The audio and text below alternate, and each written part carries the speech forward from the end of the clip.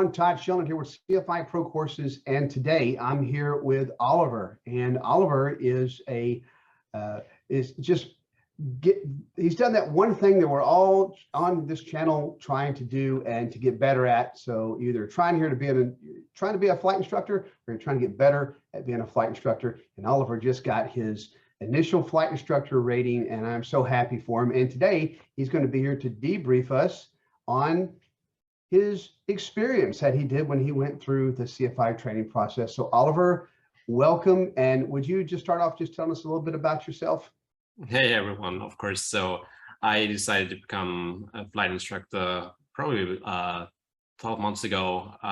Started to pursue all my ratings from instrument, commercial, everything onwards to basically do a career change. I've worked in the software industry for over a decade before, and I just didn't feel the full purpose anymore. So I wanted to do something else that I was really passionate about. So I decided to go after all my certificates, all my ratings.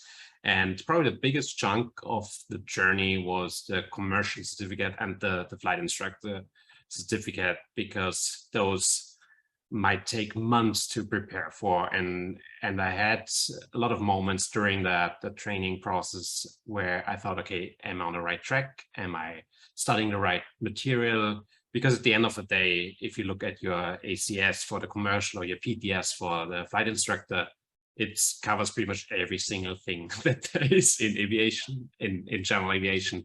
So it's very hard to find the right way to really get to the right publications, to isolate the right topics that you really have to dive down, because you don't know who your DPE might end up being, and I wouldn't want to gamble on having a gouge of something or something like that, which a lot of people do. But I, at the end of the day, want to become a good flight instructor. So I don't want to teach people to just learn what the particular flight instructor might ask people, the particular DPE might ask people, but I want to have make sure that they know where to look things up. I want to make sure that they have a sound general knowledge of every single topic in aviation.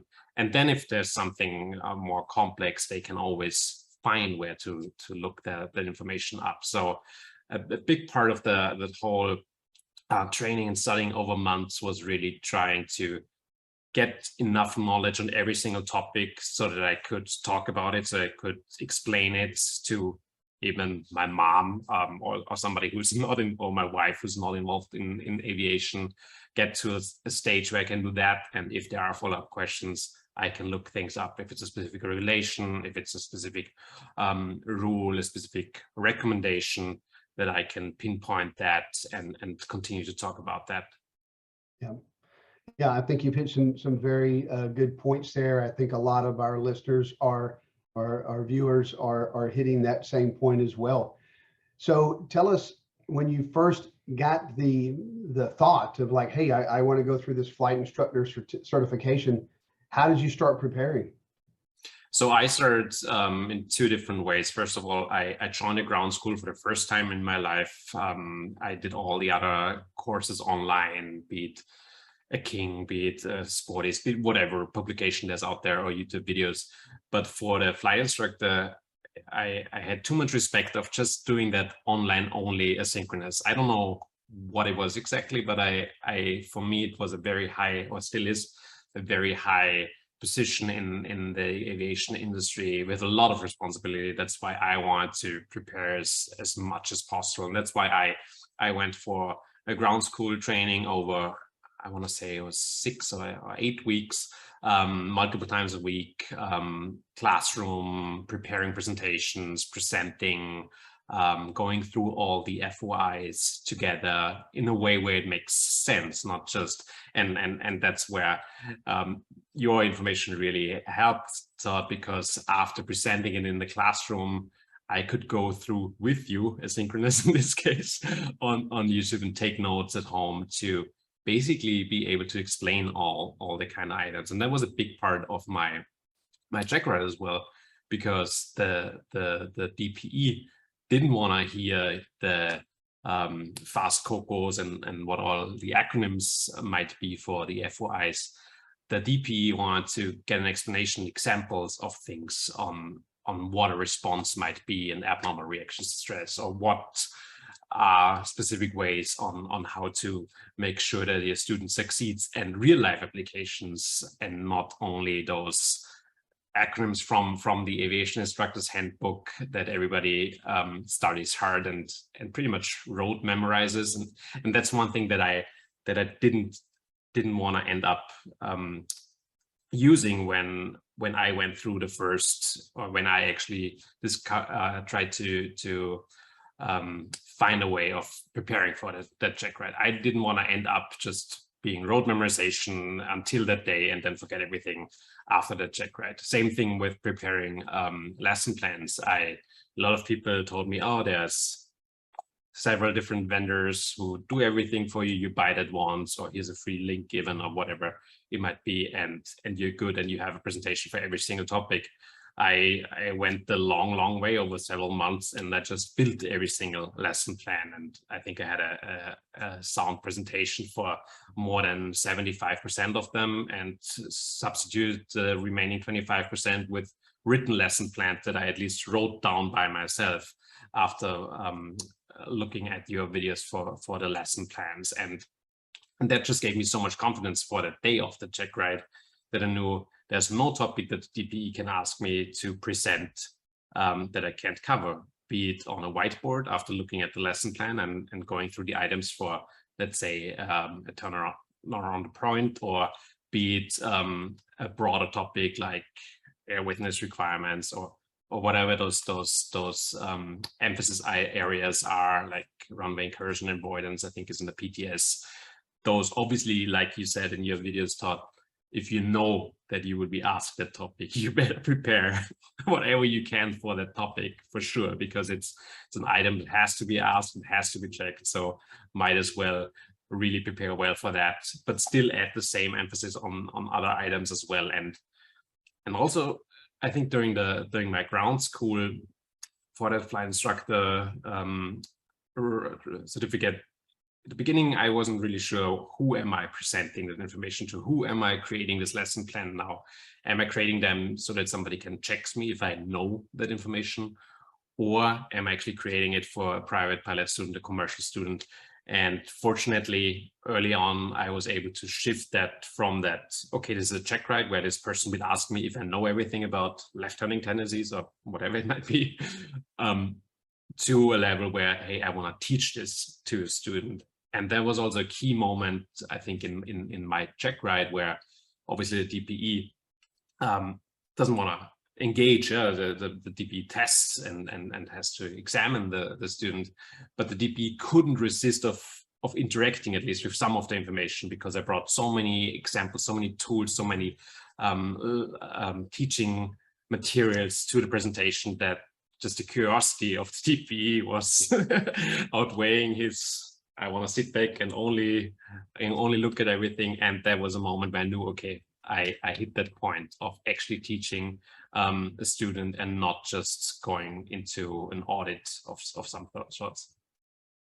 Yeah, I think that's a couple of valid points that you had in there that I preach pretty strong on. I am not a big fan at all of canned lesson plans. Mm-hmm. The reason why is because it's so easy just to put in your credit card and buy them, but nobody reads them. And so you get into the Checkride and the examiner says, hey, show me, teach me something on this subject matter. And then some people would turn to that, and it'd be the first time they've ever laid eyes on this lesson plan, because you're buying, like this much material printed out for a binder. And it's very rare that someone would sit down and read through every single page and make notes and highlight and go through that material. So I've always found that making your own is so much better. And the more common thing is for people just to go down through the CFI PTS and just take the technical subject areas and some other points out of there and make their lesson plans specifically off that, when in actuality, there's more items that you can actually be tested on, which is the other items that are in the private ACS and the commercial ACS that doesn't actually fall within the PTS. And of course, according to 61.195, where it says that the knowledge area that we must have to be a CFI, it actually talks about the requirement for us to be familiar with the CFI and with the commercial and private and also recreational airman certification standards. So all that stuff is in there, and it's all fair game. But you have some very valid points there. I don't think that when people first start on their CFI journey that they realize exactly how smart or how much they were going to review before the end of the training. I think you come out of CFI training a much better pilot and an aviator, which I definitely think there's a difference between a pilot and an aviator. I think the aviator's like the top notch, it's like knows everything about everything. Pilot is the controller, basically controlling the plane, and that's it. Yeah. And then looking at the other aspects of your Checkride, with just trying to have the information ready and being prepared and knowing that, hey, I'm putting together something on runway incursion. And if you're walking there with just a lesson plan, a one-page sheet, you're not going to be properly prepared. And having every bit of that information, like you were talking about, having like so much information, where if you're talking about those, that one of those 17 items in the runway incursion lesson, you can say, oh, you want to know about nighttime at an uncontrolled field? I got something that I can show you about that. But having something like that show and tell stuff and having information you can share with the examiner, God, I think that's a really powerful way to come into the Checkride. I really think it knocks the socks off the DPE, because like I've said before on many of my other videos, these examiners are tired of the same mundane, routine, terrible over and over robots. Some people have to learn the acronyms before they can actually learn what it stands for. It kind of helps them remember it. But nonetheless, you have to go in there and you have to know what, not only fast cocoa, but you have to know what that means and how do you use that as a CFI? What tool is that? I kind of explain it sometimes when I'm teaching 101. I say, imagine this acronym is actually a tool, like a physical widget, and it's in your flight bag, your instructor flight bag. And, when would you pull this widget out and actually use this? Explain that to me. I think that adds a little aspect. That's a great analogy. Yeah, that logic that you really need. Well, you're prepared. The big day came and the Checkride began. Tell us about your Checkride, and was there anything in there that you, like maybe some stump the chump information that the examiner asked you, or was there anything in there that you felt that you could have been a little bit more prepared for? I think one thing, first of all, I really enjoyed the Checkride from the first moment to the very end. I had a very, very good experience with the DPE.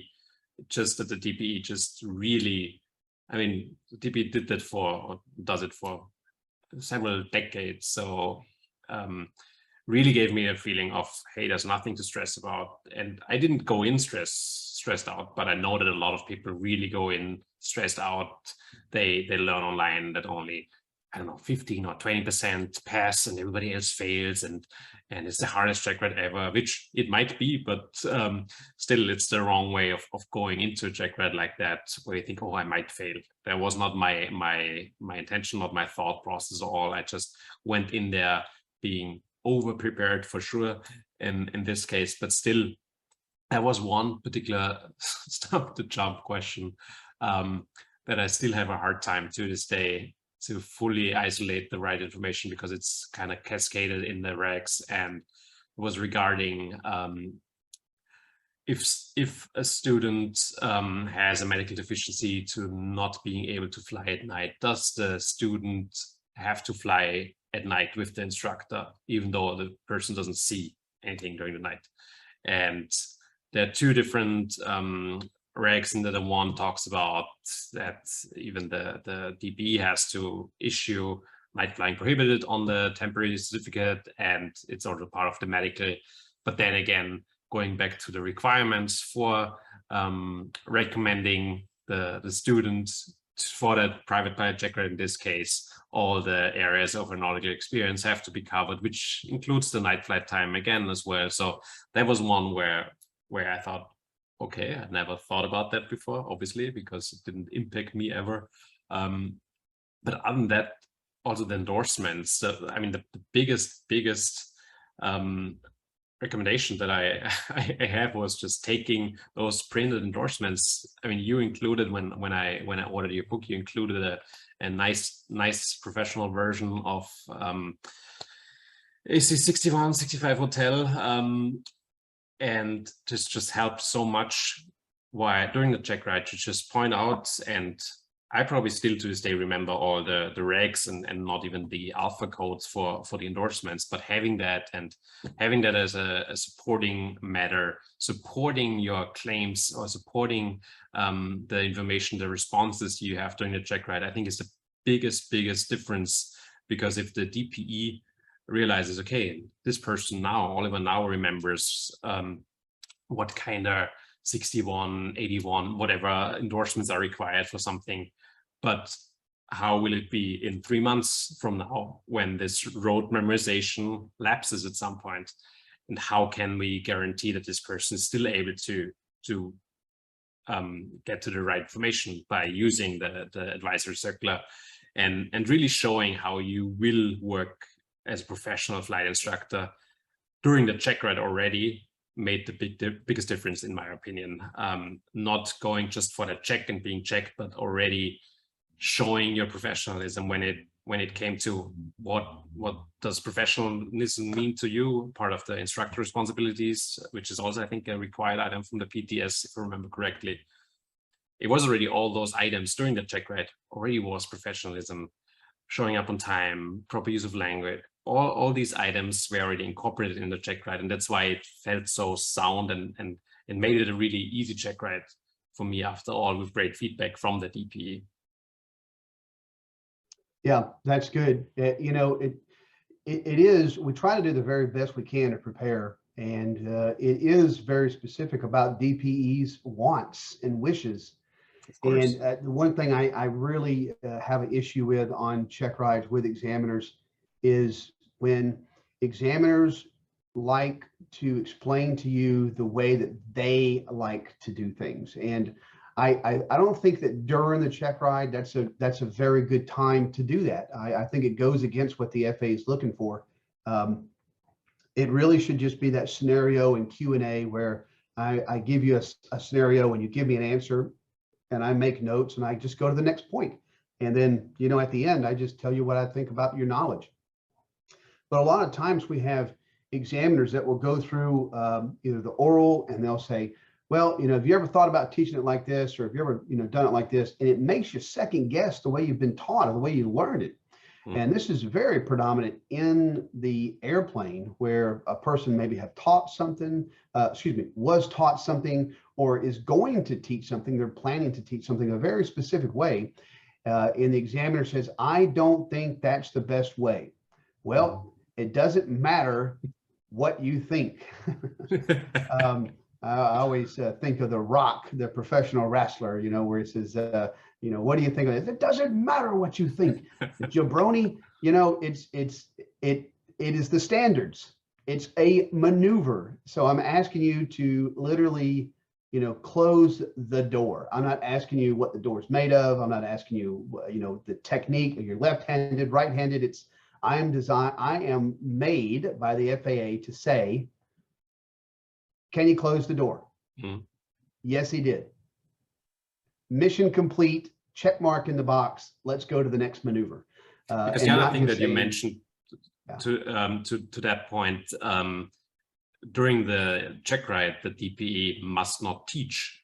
And sharing that way of doing things, in my opinion, already goes into an area of teaching.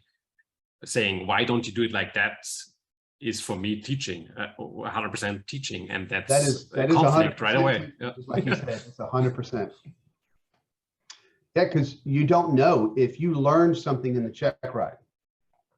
That means the examiner taught you something, and that's not right. So if any feedback off an examiner, if the applicant says, I learned so much in the Checkride, that's really bad feedback from an examiner, because the examiner should just be there to just say, here's a question, give me the answer. And then in the examiner's mind is that what the FAA wants to see, or is that not what the FAA wants to see?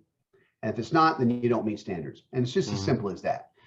It doesn't have to be complicated, especially with bringing all your personal feelings and how you think a maneuver should be done. Short field, I think, is probably a big one, you know, where examiners may say, well, I want you to land right at the beginning of the threshold. Yeah. And he's like, why would you do that? You know, when I know for a fact that there's airplanes that have hit lights, fence, lights, runway because they didn't plan for risk management. And so again, that's a failure on everyone's part. There's a failure on the DPE's part, as well as maybe the flight instructor's part for not explaining why that picking the beginning, the threshold of a runway, the beginning where the grass meets the runway, why that's not a great place to do it. You displace it down, say the second center line, right? So say second center line, beginning of that second center line, that represents the beginning of a runway. So if you land on the first center line, well, you touched down in the grass and you took out the lights, lead-in lights there before the runway. So that's not a good way. It's not a safe practice. So, well, and that's, I think, especially if you're on a commercial level or the flight instructor level, at this point, at least, is it okay? I think this is unsafe. This is not what we should practice, or that's not what I practice. And then just say, why don't we use the second center line strap? And I think I vaguely remember a moment, something similar to that, but I think it was just a checkout flight of some sorts at some point somewhere, and the person said, okay, land at the beginning of the runway before the numbers. And I said, yeah, I don't want to land before the numbers, because if there's just a gust and we live in a gusty area, I might just be in the grass or in a car or on the road or whatever it might be at that runway. So I choose to, even if you don't like it for the checkout, but for safety, I'm the PSC right now. I choose to land on the second center line. I will land on the spot on the second center line, but I won't compromise both of our safety just by proving that I can land at the beginning of the runway. So I think that's, especially if you're commercial or flight instructor level, you shouldn't give in, because there might be DPEs, there might be stage check instructors who just try to test you on that. Does this person have proper aeronautical decision making, or does the person just follow any command that's coming in, be it from ATC, be it from a stage check instructor or whoever that was? So I really think that level you should be persistent on on the second center line. Yeah, absolutely. Well, that's great. I appreciate sharing that with us. And then, you know, the next thing I want to ask you is, I know it's been many months that you've been studying very hard and you've been preparing for, and you know, you've been wanting this day to come and go for some time now, especially to come and go, just to get it out of the way, you know. So now that it's done and this weight is off of your chest, what do you think was your low lights of the check ride that you personally feel that you feel like you came short on, or that you feel like you could have been a little more prepared before you went in?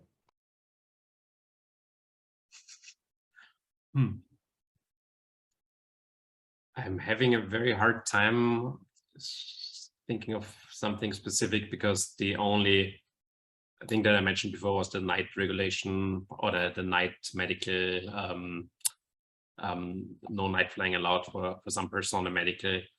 But other than that, I fortunately have to say that my check ride just really went amazingly well. So I think I was prepared the right way. I might have been over prepared, who knows? Because at some point, especially when you study for 3-4 months, at some point especially when it gets closer to the check ride, you start questioning yourself: did I choose the right topics to study? Did I study enough, or did I not study at all? It just, at least in the past for me, for the check rides, I started questioning: did I study the right things? Am I properly prepared? And obviously there's always a topic that you aren't the strongest on. And fortunately for me, there wasn't a topic like that during my check rides. There wasn't an area, at least, that I was unfamiliar with. So that's why it felt like I don't want to say a breeze, but it felt earned, it felt deserved, it felt, and those are the best check rides in my opinion. I would never want a check ride where I have the feeling that, let's say you land 200 feet after your designated point for the short field landing, and the DPE, for whatever goodwill, thinks that you still landed on your center line. I'm glad that I never had an experience like that. I'm glad that for all my check rides, I had the feeling that I fully earned it, that I put in so much work over so many months, that it paid off. And by also putting up with a diverse way of teaching material, from the ground school in this case to your online videos, especially on the FOIs, to really fully grasp what stands behind the Aviation Instructor's Handbook, what stands behind the items in the PTS. And I still to this day have my PTS, my digital version of it, with all the notes around it, and it looks like a painting by a crazy person, or a detective who tries to untangle the origami killer for the last 10 months. But it totally makes sense to me. It's still to this day that copy of the PTS, and I just recommend it to everybody else as well, because if you are at a point where you have personal examples, or examples that are easy to understand for everybody on all the different topics, then you will have a very, very easy time teaching students at the end of the day. And when I could instruct, when I could teach my wife on the ambient lapse rate, the dry adiabatic lapse rates, and how to calculate all the different ones in an hour or so, even though she's not in the aviation world at all, I knew that I at least toned my knowledge, or have a way of toning my knowledge down to a way where it's something that I can teach people, where I can make it as simple as possible, a complex topic as simple as possible, to forward it to other people, and to create the next generation of safe aviators. Outstanding. Yeah, I really do respect that when someone goes to these rides and they come back and they feel as if they were properly prepared. And I think that a majority of the people who are preparing for this check ride are not like yourself, that are not part of like a formal program and have months to prepare. There's a lot of people that's preparing, and which maybe their school or their university says you have this much time, and they give them a time frame to kind of learn this stuff. And this is why I strongly recommend that people do, make sure that they watch, or at least around the instrument or the start of the commercial, that they watch one or two of my videos just to kind of get started. Because I feel that if you're in a program that, let's say your school says you have 30 days or so to finish your check ride, and you haven't prepared anything, nothing, like day one you're walking in, you're like, what's a lesson plan? What's a FOI? What do you mean? You mean I got to learn how to read these regs and endorsements? That is a tremendously large amount to put on somebody within a short period of time. So I am a big fan. If you're watching this video and you're in your private or commercial or instrument or something like that, but you haven't even got it there yet, you need to be reminding yourself that everything that you're learning right now has weight on how you prepare yourself for the CFI training that's coming up.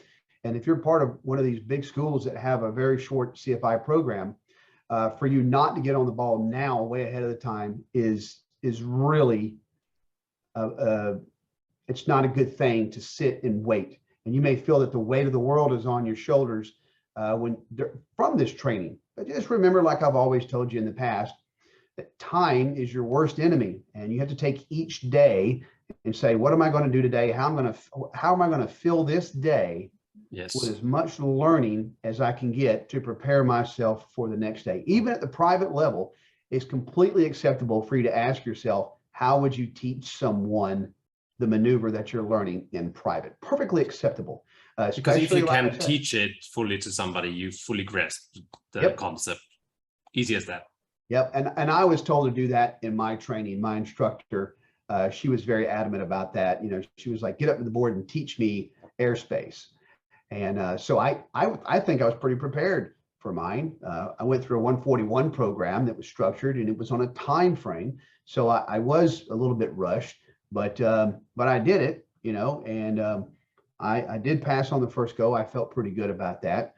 That wasn't a very good statistic back in the day when I went through it, was to pass on the first go. It's a little bit more probable statistical probabilities nowadays to be able to do that. Well, anyway, if you're new to my channel, you may have heard Oliver talk about my book.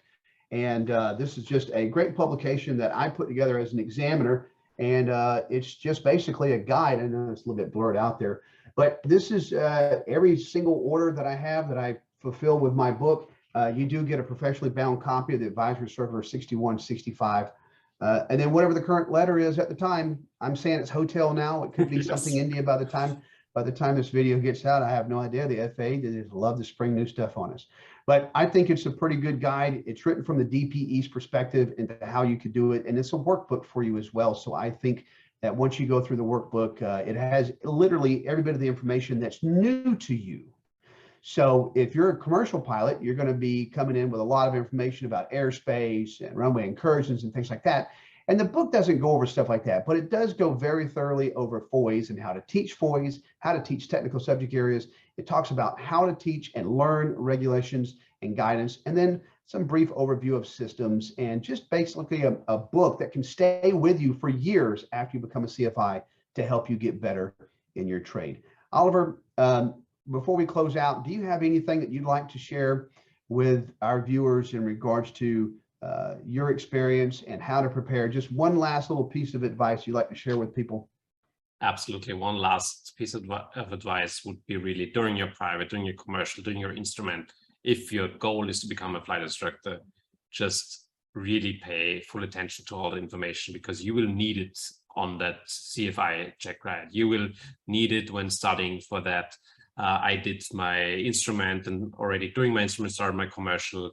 Before I finished my commercial, I started studying for the CFI certificate. And the only thing that I really realized is that it all benefited, because there was so much information in the commercial one, for example, that by already going into the CFI route of actively teaching these topics, I was again well over prepared for my commercial Checkride back then. So everything, all those pieces came together. And like you said earlier, thought it's not just the PTS from the flight instructor. It refers to the private pilot, the commercial, and even the recreational pilot. So take all this information in, and if you know your goal is to become a flight instructor, then also take your private pilot exam pretty serious, because the information that in the end you will be asked during your commercial, during your flight instructor, is just advanced information of the private pilot certificate. And when I went through that stuff and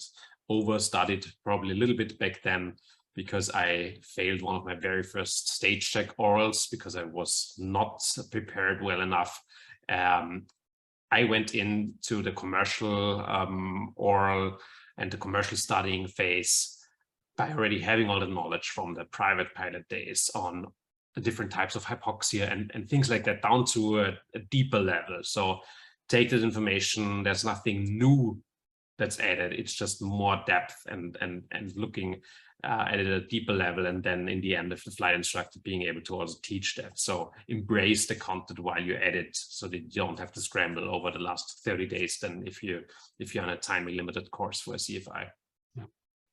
That's wonderful advice. I really appreciate you taking the time, sir, today to stop by and visit with me virtually. And I again, congratulations on your great achievement. Thank you.